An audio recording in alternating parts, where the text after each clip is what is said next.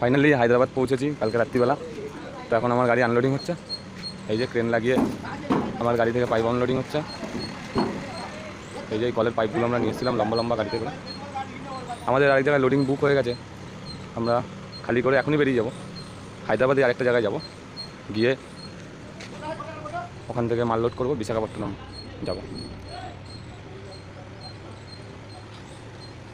কীভাবে লোডিংয়ের সময়টা ওখানে একটা কারখানা ছিল বলে ওখানে ভিডিও করতে দেয়নি। লোডিংটা এরকমভাবে হয়নি, লোডিংটা অন্যরকমভাবে হয়েছিল, আনলোডিংটা অন্যরকমভাবে হচ্ছে ট্রেনের মাধ্যমে। এই বেল্ট একটা ছিঁড়ে গেলে মহা বিপদ। যে আমাদের কার্তিক ভাই টুকাইদা ভিডিও করছে।